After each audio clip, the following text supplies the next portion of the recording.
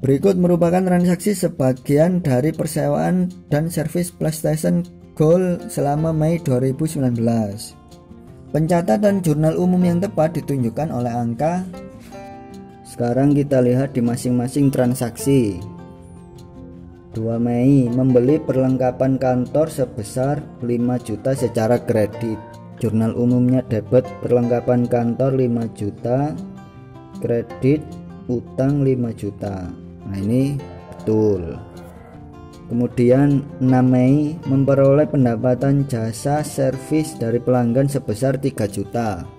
Debit rekening kas 3 juta, kredit rekening pendapatan jasa 3 juta. Ini juga sudah tepat.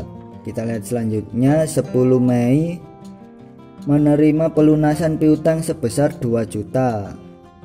Debit rekening piutang usaha, kredit rekening kas masing-masing 2 juta. Ini kurang tepat. Seharusnya kas yang di debit, piutang usaha yang di kredit.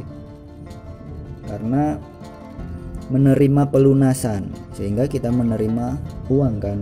Jadi kasnya di debit. Selanjutnya 12 Mei membeli kendaraan seharga 18 juta, baru dibayar 5%. Jurnal umumnya debit rekening kendaraan 18 juta, kredit rekening utang 900.000, kredit rekening kas 17 juta 100.000. Ini juga kurang tepat. Kan yang dibayar 5%, berarti seharusnya kasnya lebih kecil dari utangnya.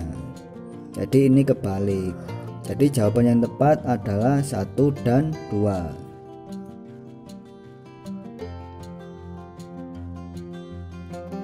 Neraca saldo laundry harum pada akhir periode akuntansi tercatat sebagai berikut.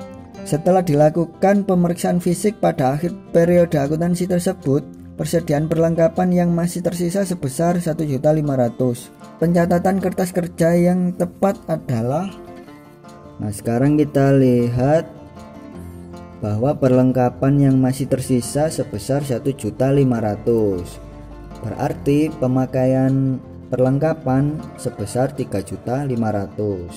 Sehingga kita fokus di perlengkapan dan beban perlengkapan antara B dan E. Sekarang kita lihat yang B dulu. Perlengkapan awalnya di neraca saldo 5 juta, kemudian di jurnal penyesuaian 1 juta. Nah, ini kurang tepat.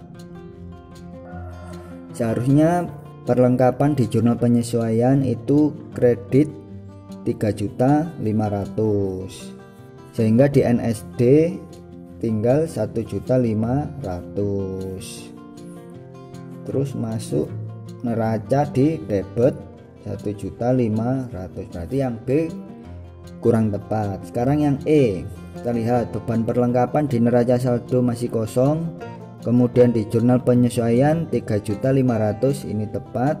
Di NSD debit 3.500.000 benar. Di laba rugi 3.500.000 juga benar. Jadi jawabannya yang E.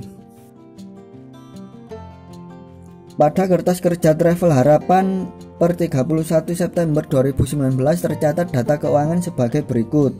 Berdasarkan data akuntansi tersebut, Travel Harapan memperoleh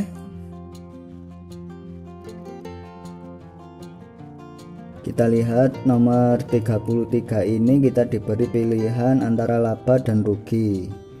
Maka kita harus membandingkan antara pendapatan dan beban.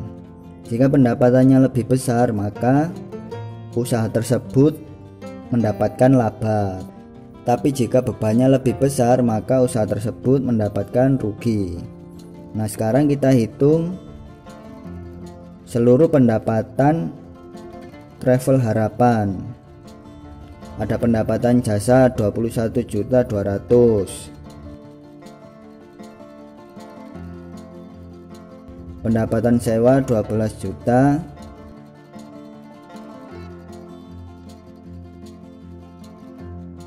pendapatan komisi 1.300.000. totalnya 34.500.000. Kemudian bebannya ada beban gaji 5 juta, beban perlengkapan 2.300.000,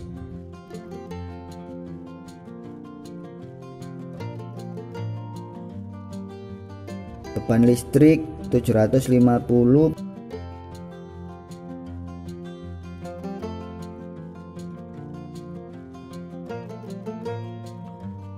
beban iklan 1 juta,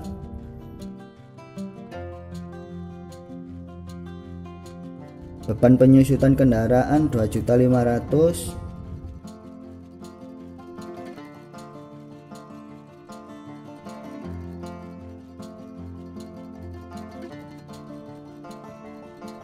beban penyusutan peralatan 800.000, dan beban penyusutan gedung 5.400.000. Ini totalnya 17.750.000, sehingga ada selisih 16.750.000. Ini adalah laba, sehingga jawaban yang benar adalah A, laba 16.750.000. Perhatikan bukti transaksi berikut. Pencatatan yang benar berkaitan dengan bukti transaksi tersebut adalah, sekarang kita lihat bahwa bukti transaksi tersebut adalah faktur. Faktur itu digunakan untuk kegiatan jual beli secara kredit, sehingga ini akan masuk di antara jurnal penjualan atau jurnal pembelian. Faktur ini dikeluarkan oleh PD Media Pratama kepada CV Selaras, sehingga yang menjual adalah PD Media Pratama dan yang membeli adalah CV Selaras.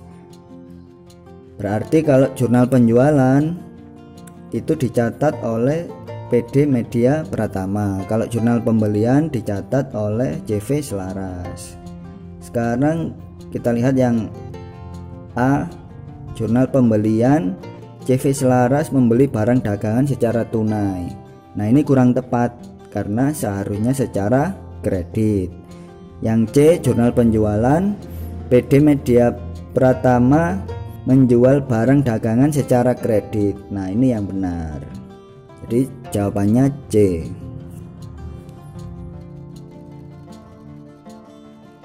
Sekian untuk video kali ini. Semoga lancar dalam menghadapi UN 2020.